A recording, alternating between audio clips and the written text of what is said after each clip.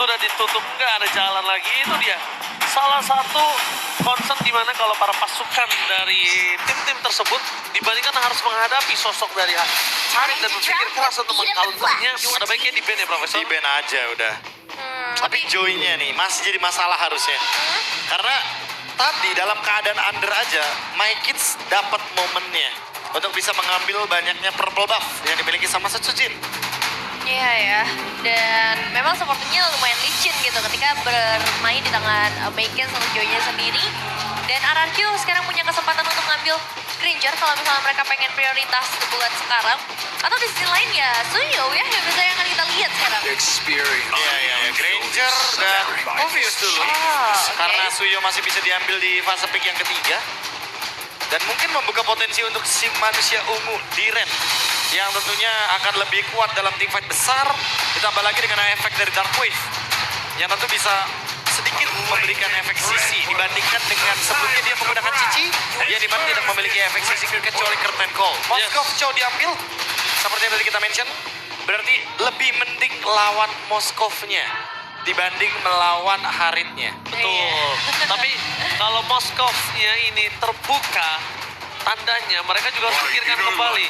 Ini make it sangat mengerikan dengan power dari sosok Joy-nya dan keputusan untuk melakukan pick terhadap Tigreal di pick yang ketiga ini wise banget. Setuju. Untuk mengcover siapapun nanti jungle-nya. Iya ya, nangkep karena Joy akhirnya bisa ditangkap ya. Karena kalau di game sebelumnya kayaknya buat nangkep Joy dan Harit kalau game sebelumnya itu susah banget. Tapi untuk sekarang udah ada setidaknya satu jawaban nih dengan kehadiran Tigreal dan usernya juga idok kan. Kita tahu gimana nih Tigreal idok. Iya, mau Iron Hook, mau Implosion, terserah I-nya buat apa ya.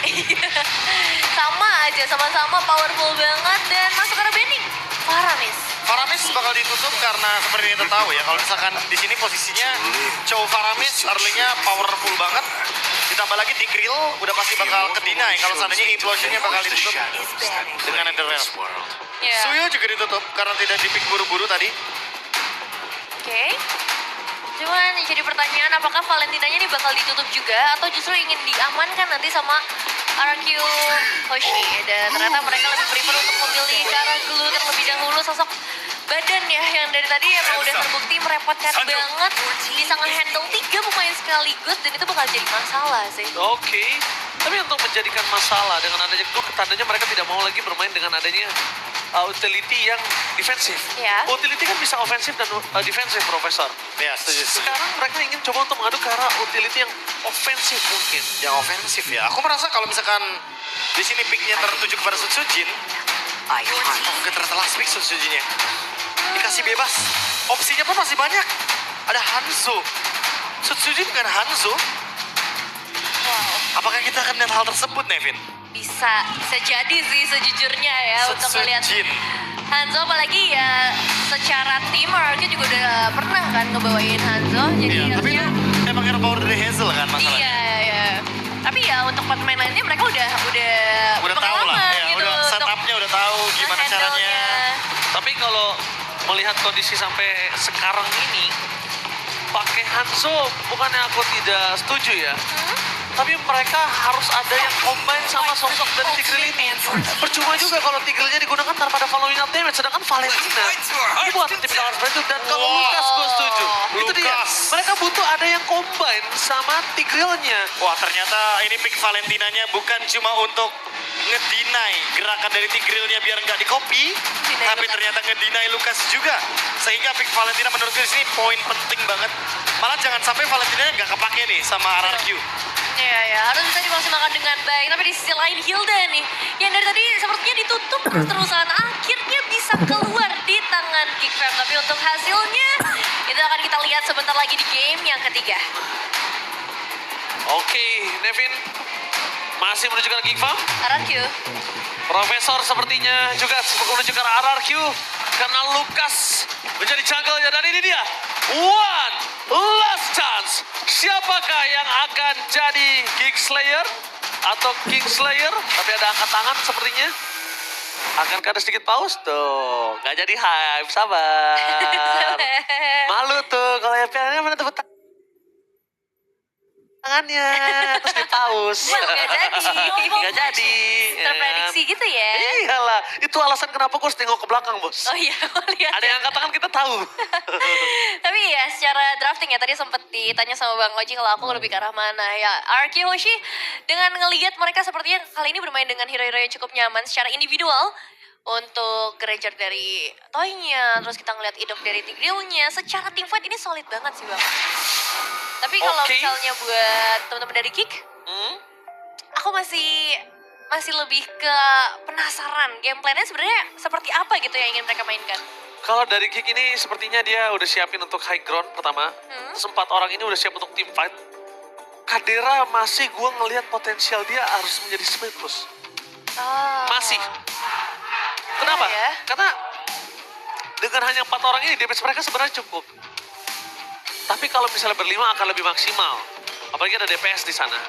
Cuma kalau misalnya mereka maksimalin dari sosok Kadera ini dengan split push, toh dari arah Yoshi belum ada yang bisa meng-counter Kadera.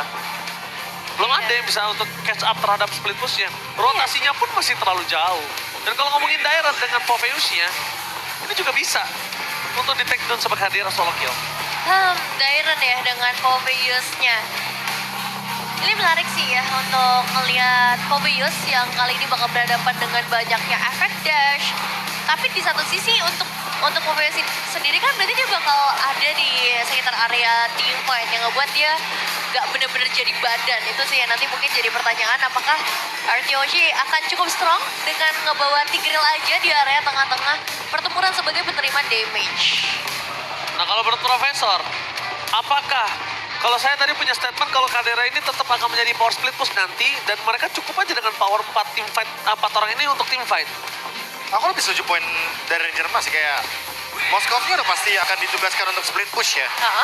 Karena kalau misalkan kita ngomongin RRQ Hoshi, draft mereka emang draft kompleks untuk tim fight besar. Yep. Dan harus berlima. Iya, harus Sehingga berlima. ya mau nggak mau, jadi Moskovnya harus memanfaatkan space yang diciptakan. Tapi jangan sampai Moskovnya kalah dulu nih untuk landing early game-nya. Iya. Karena kalau sampai Moskovnya tidak mendapatkan ruang untuk early game, untuk menciptakan split push di mid game itu akan sangat berat nantinya. Iya ya, aku tapi sebenarnya ngeliatnya Arkeoshi juga harus bermain lumayan cepat sih. Ini ngeri banget loh kalau Iya. udah masuk late game ya Sicilian, terus juga ada Moskov. Jadi Arkeoshi seperti bakal memaksimalkan kehadiran dari Valentina untuk main cepat. Oh, kita bakal masukin game sesaat lagi dan ini dia line of down yang sudah menanti kita. Alright, tanpa berlama-lama kita masuk ke dalam mid game. So Ebel Arena baru tepuk tangannya. Let's go to lane of down. Dan ini dia untuk early power yang akan ditunjukkan oleh kedua belah tim. Loiski yang kali ini menggunakan Chow harusnya masih akan sama agresifnya, masih akan sama mengganggunya. Tapi bedanya nggak langsung ke area jungle ya tadi untuk memberikan satu pemaksaan retribution. Dan ya pertukaran damage di Sakit awal. loh, sakit loh. Jangan salah itu sakit juga loh. Ya. Dan itu cukup mengerikan. Meanwhile di arah top lane, Kadera masih struggle dengan ada seorang Toy. Ya seperti kata Profesor KB, Nevin, di early seperti ini dia nggak boleh kalah. Ya makanya dia freeze ya minionnya ya. Biar Toy harus maju ke depan. Itu juga yang dilakukan sama Dairon. Biar wave minionnya menuju ke arah dari turretnya Dairon. Sama-sama melakukan freeze minion. Hanya saja pembedanya mungkin di sini ada Master Assassin. Yang tentu akan membuat Kadera jauh lebih ofensif di laningnya. Oh iya tuh kan, apalagi Master Assassin. Dia udah prepare banget tuh Nevin untuk sendiri. Solo pick off ya yang bakal coba untuk dimainkan juga secara damage akan lebih besar dari seorang Kadera nantinya. Tapi untuk RQ juga ini mereka ya dengan bermain secara team fight itu bakal jadi tantangan tersendiri buat di early game sebenarnya. Di bawah level yang keempat mungkin dan di bawah untuk di lane pertama sampai nanti turtle muncul, mereka harus bisa mandiri di arah lane tapi Lians. Oke, bakal coba dipasang. Flicker for defensif. Kali ini meanwhile di arah bottom lane, Cops akan coba dipasang. Dan flicker for defensif dari Idong. Dengan Secret Hammer-nya berhasil mendapatkan Cops kembali. Dan kali ini first blood di tangan dari tim RRQ. Idong. Gila, satu tanker yang cukup menggugah selera para pasukan dari tim RRQ. Bahkan lihat balus di depan sana. membuat para pasukan dari tim RRQ. Mereka tidak akan kenal dia. Belum Unleash the Beast karena Aboy masih satu posisi terbuka. Sangat keluar dikeluarkan. Dan nampaknya kalau ngomongin ke arah sosok Susujin yang masuk lagi ke dalam, kalau dia nggak full health run, ini akan jadi sia-sia. Iya ya, dan ngelihat dari posisi Maykit sepertinya belum ada satu upaya untuk melakukan penculikan ke arah Turtle juga. Masih menunggu momentum yang tepat dan lebih tepatnya lagi menunggu Balaiski. Karena mereka butuh mata ya di sekitar area objektifnya. Ya, mereka butuh vision biar nanti kebuka. Dan targetingnya jadi lebih oke karena ada Chow ya, The Way of Dragon. Apakah Turtle-nya akan direlakan sehingga pertukaran dengan Orange Buff yang akan dilakukan oleh Maykit sudah mulai bergerak ke seberang sana. Dan mencoba untuk mencari ofensivitas dari area jungle-nya. Tapi lihat, kali ini Susujin dengan adanya Turtle yang dimiliki para pasukan dari tim RRQ, rotasi langsung dibuat lari ke atas. Dan ini juga menjadi sebuah concern yang sangat penting ketika sosok Kadera dikasih ruang yang banyak. Ini berbahaya sekali nantinya. Tapi Aboy, Purify Gaming gak bisa menyelamatkan dirinya, dan itu dia Susujin. Unleash the Beast membuat perpasukan dari tim Geek Farm harus kehilangan mid lane plus Purify yang dia miliki, dan Toy masih mengungguli Kadera di laningnya deh, Ben. Iya, tapi nih kalau ngomongin ketinggalan ini, sebenarnya dari Geek Farm udah mulai ketinggalan ya. Mulai tadi Gops yang sempat tumbang, Kadera yang lumayan ke pressure juga. Bahkan dari area mid, Aboy udah sempet terpick off. Dan ya, masih di angka yang sama ya untuk audience prediction 89% ke arah RRQ. Oke, bedanya sekarang Toy udah dapat Dead Sonata ya, jadi bisa memberikan poke damage. Dan lebih bisa bermain dari jarak yang lebih jauh, bisa last hit juga ke arah gerobaknya. Dan Kadera yang lebih dalam ancaman sepertinya karena poke damage-nya lebih mengerikan. Oke, ada MP Lady Extremer. Amoy, gemoy.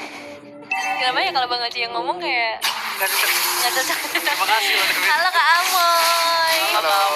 Serius banget ya. Iya. Mungkin karena lagi intens kali early Iya. game-nya kan. Lagi intens sama di game yang ketiga. Ini bakal Ini bencana. menentukan banget. Dan ada ini bencana nih, Mas Muncul juga ya. Ini bencana. Ini bencana kecil kalian. Oh, malu tutup mulut. Malu tuh ya. Aduh, tapi balik lagi ya ke dalam gamenya juga sekarang. Prince yang mengambil ultimate dari Susujin. Ini bakal lebih ke arah individual sih, lebih ngebuat dia lebih sustain saja. Apalagi pas banget Turtle juga akan segera muncul, dan sepertinya untuk kedua belah XP laner ini bakal join di team fight ini. Harus sih, karena kalau misalkan nggak join explainer-nya, udah pasti tim fight-nya bakal jadi 5 lawan 4. Otomatis harus join. Tapi kayaknya tetap bakal jadi 5 lawan 4. Anyway, Geek Fam melakukan sebuah rotasi yang menarik Cadiranya ke bottom lane. Oke, Cadera ke bottom lane karena Cadera bisa datang kapan saja menuju ke arah Turtle, dan di depan sana Lukas pas mendapatkan Turtle mereka membuat dari arah Kyoshi melakukan tiba dan implosion from Bindok berhasil mendapatkan Gops tanpa following up damage tambahan dan tidak ada burst damage, membuat Gops masih bisa selamat. Tapi informasi ini cukup mahal dengan flicker plus implosion dari Kido. Ya, ditukarkan dengan satu alter threat di bagian bottom lane. Tapi masalahnya eliminasi dan turret di atas pun bakal menjadi milik dari RRQ kan? Gila, sakit banget. Iya, kita bakal menjadi milik RRQ. Dan bahkan kalau bisa kita lihat, untungnya sosok dari RRQ mendapatkan Lukas. Kalau tidak, invasi dari Balaiski ini udah bagus banget tadi. Ngebuat seorang Lukas agak sedikit terhambat. Iya. Dan akhirnya mengendorkan purple buff-nya dia nih. Agak susah ya jadinya buat dapetin purple buff. Ditambah lagi tadi retribution dari Susujin juga lagi nggak ready. Jadi ya bakal dilepas terlebih dahulu aja buat sekarang. Dan untuk para pemain dari RRQ Hoshito ini, yang berarti udah mulai bisa lebih aktif pas karen team fight, itu udah mulai menjadi tanda bahaya juga buat Geek Fam. Ya, setuju sih, karena Toy bakal dikawal pastinya. Udah ada Sky Pierce juga. Dimana item ini akan cukup ya untuk bisa memberikan efek eksekusi. Tapi Cadiranya masih belum ketemu jawabannya nih. Masih belum ada yang bisa menjawab split push yang dijawab. Mungkin dengan Dairen terlebih dahulu. Tapi butuh Dairen juga RRQ-nya untuk tim fight. Iya, makanya berat juga nih RRQ sih.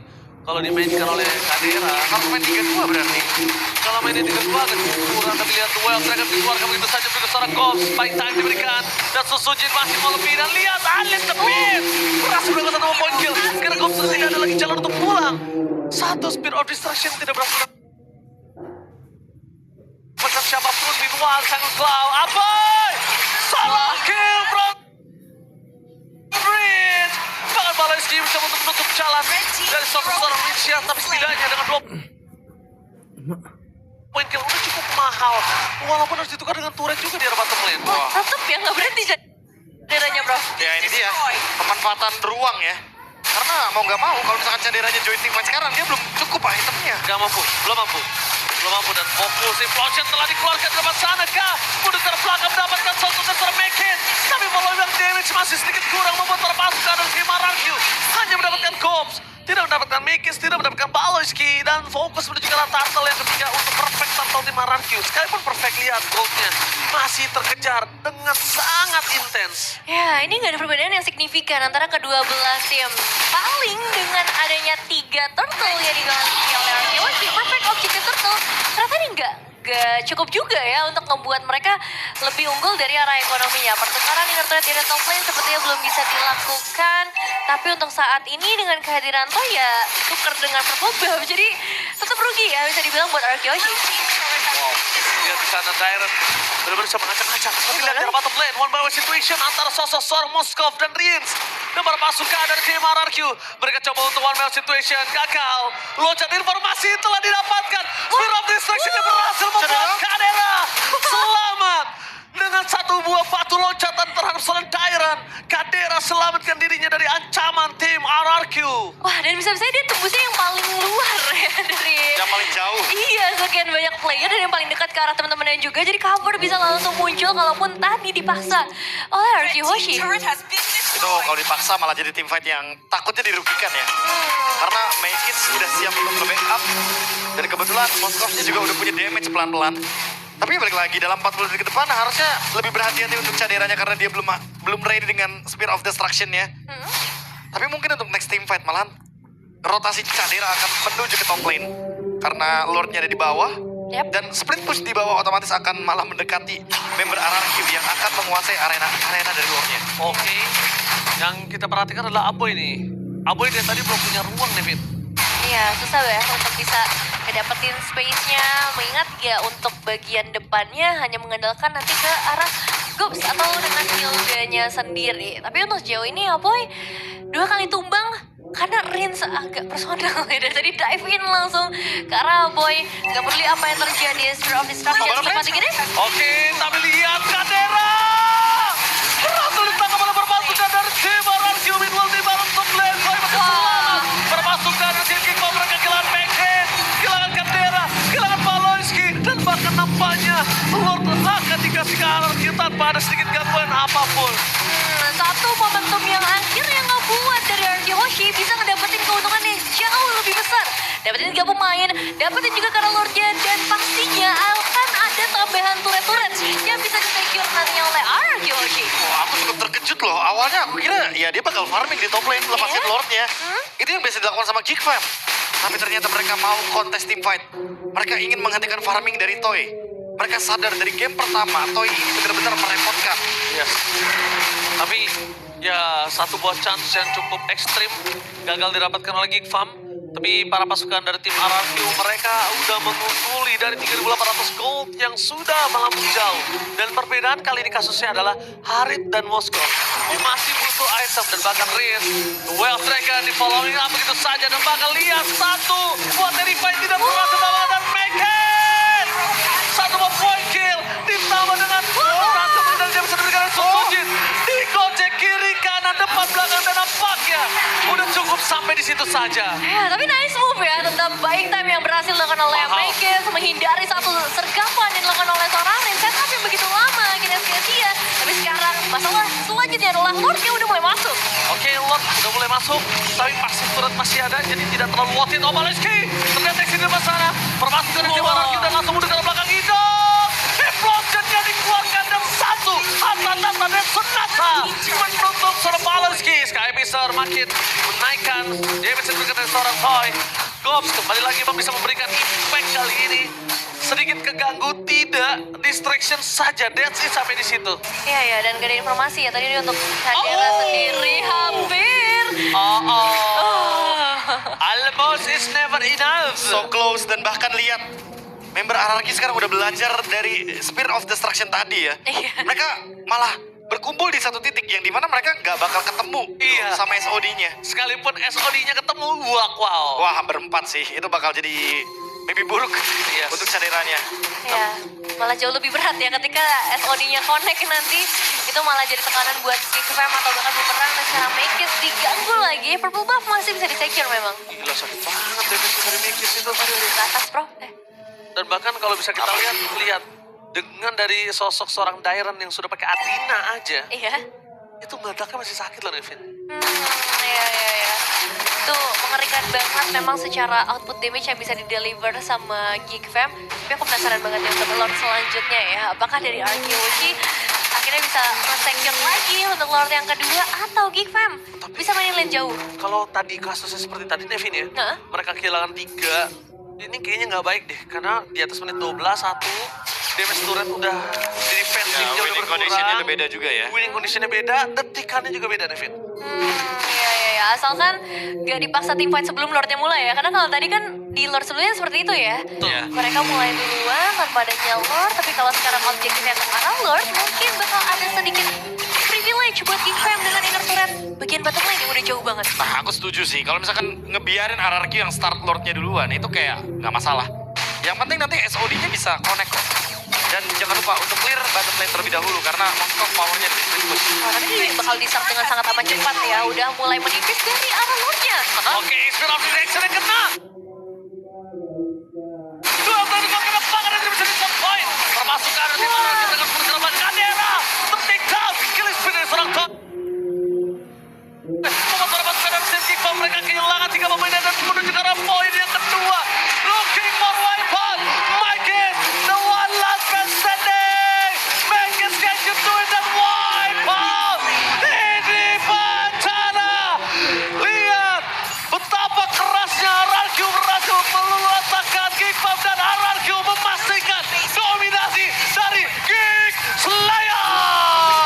Geek Slayer berhasil dituntaskan oleh RRQ Hoshi 2-1 menjadi skor akhir. Dan pada akhirnya Geek Fam masih belum bisa bangkit dari kekalahan menghadapi RRQ. Kabar baik untuk para Kingdom tentunya. Menutup minggu ketiga, menuju minggu yang keempat dengan kemenangan penuh. Masih belum ada yang mampu untuk mengalahkan RRQ. Masih bertengger di pucuk, masih stay di puncak klasmen. Target kelima berhasil ditumbangkan kali ini. Dan selanjutnya, apakah ada target ke-6 dan target ke-7 yang akan dia hantam nantinya? Ya, luar biasa banget permainan dari RRQ Hoshi di game kali ini. Tidak ada celah yang bisa dimainkan juga oleh Geek Fam. Pressure yang terus-menerus berdatangan, team fight yang selalu dibangsakan dan team fight solid yang jelas selalu diberikan oleh RRQ Hoshi. Wow, pelan tapi pasti. Mereka benar-benar satu tujuan doang, yaitu adalah menahan siapapun yang mengganggu Sun Sujin ketika melakukan Lord Fight. Dan lagi-lagi permainan cover. RRQ tidak ingin kehilangan satu member pun. Dan itu yang membuat mereka menjalankan tim fight dengan solid. Ya, selalu menuju ke arah satu target yang sama, satu suara dan satu kemenangan ditambahkan lagi. Jadi langsung saja Bude Monster take it away.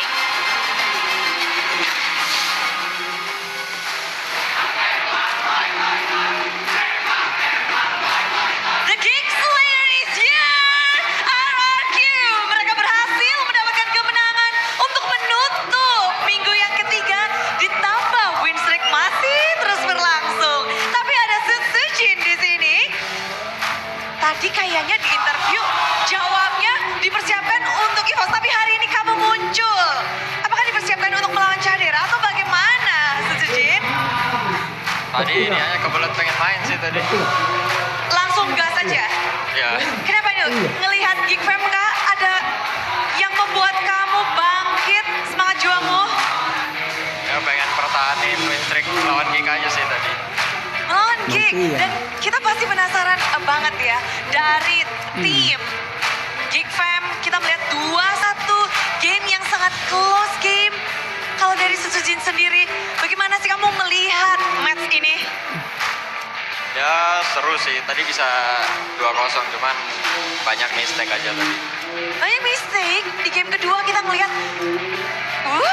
deg-degan banget di mana ada minion yang muncul muncul yang defense sendirian tadi siapa ya?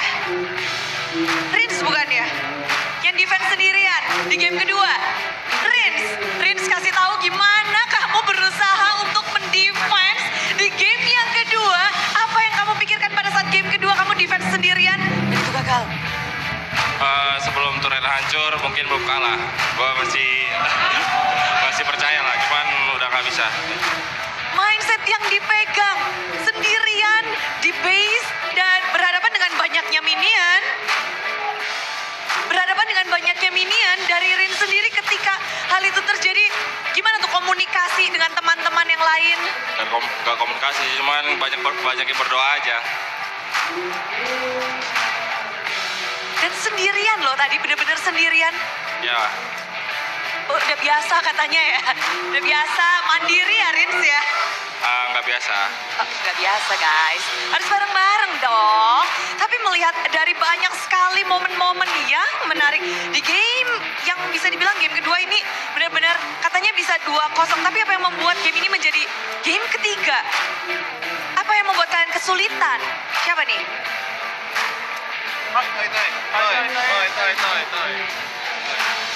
Mungkin dari kita kebanyakan mistake ya Bud ya di game 2, makanya agak susah. Dari diri sendiri berarti? Ya. Tapi dari Toy, kewalahan gak sih dengan Moskov dari Cadera? Dia kelihatan banget bahwa makro dari Cadera terlihat set di mana-mana. Kewalahan banget sih Bud ya. Apalagi kan baru pertama kali ya lawan Balai, jadi pusing lawan dia. Pusing. Pusing lawan Baloy? Baloynya malah Semuanya sih pusing ya. pusing aja. Ya. Apa yang kamu katakan kepada teman-temanmu ketika momen itu terjadi? Ngomong tadi. Guys, tolong guys, gitu kah? Atau kamu udah tolong Baloynya nih diurusin? Gak ada sih Bud ya. Fokus mainan nanti. Fokus aja. Ya. Tapi untuk mengimbangi Cadera di laningnya, kita tahu Cadera adalah seorang veteran. Dan gimana sih untuk Toy tadi berhadapan dengan Cadera? Dengan Moskovnya?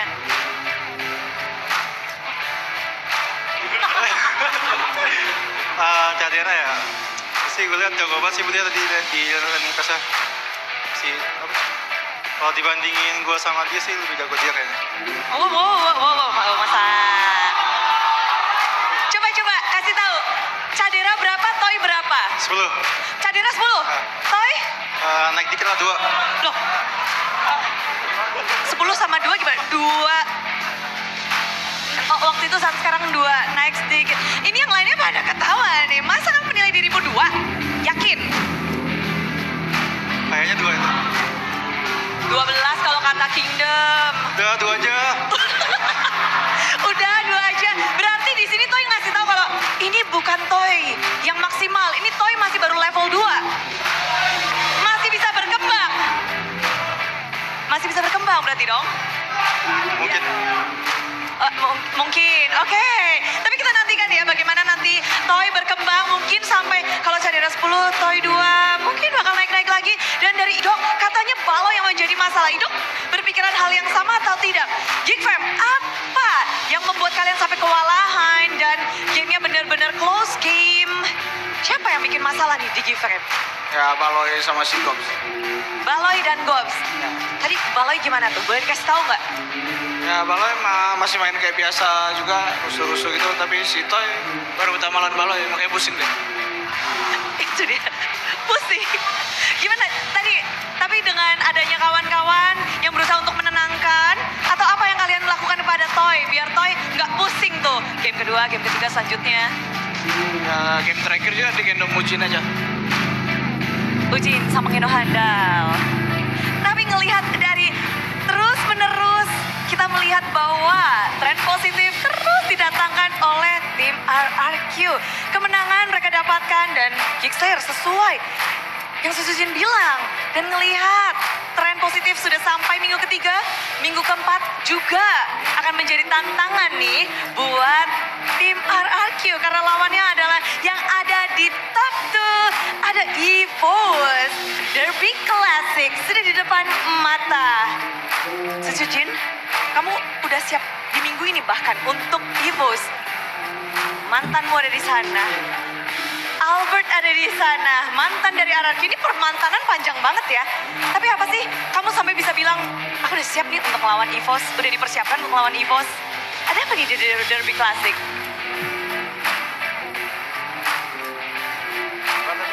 Ada apa nih di Derby Classic? Kamu kan udah siap nih untuk melawan EVOS. Bahkan di interview tadi pagi, tadi siang, tadi sore, pas kamu baru datang.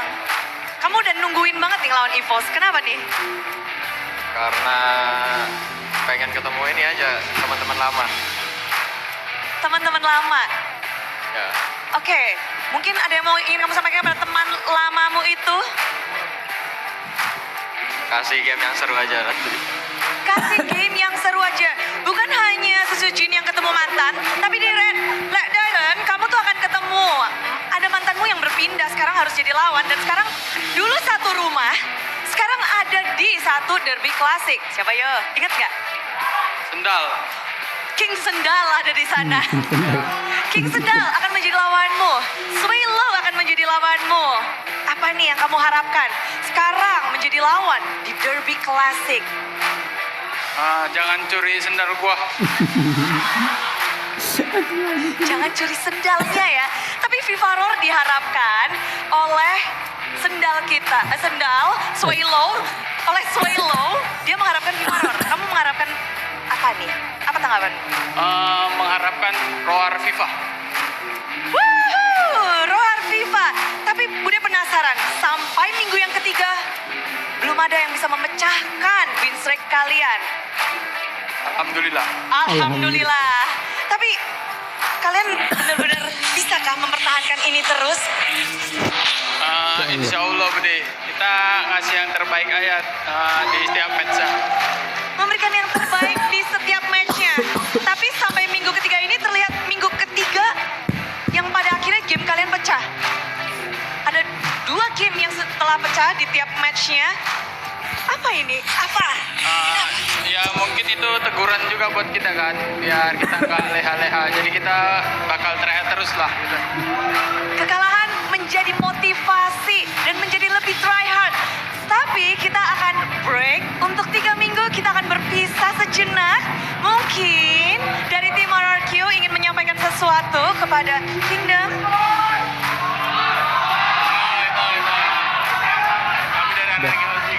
Kandar itu. Kami dari, ayo. Oke. Tadi apa? Ingin menyampaikan sesuatu karena ini kita akan berpisah cukup lama. Daripada pada kangen kan?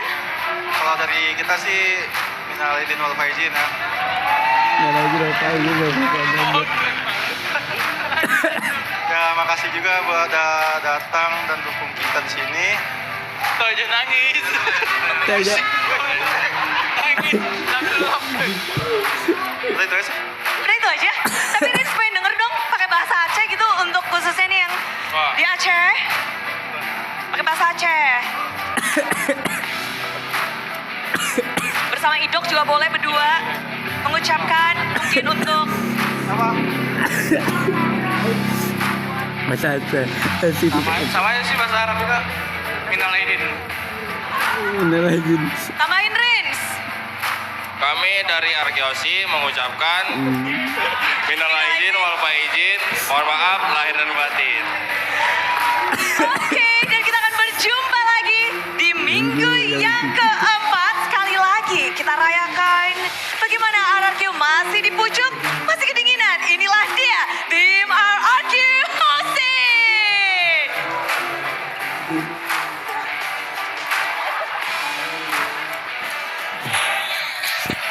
Asap. Nggak gitu juga dong. Ayo juga. Aku ketutupan.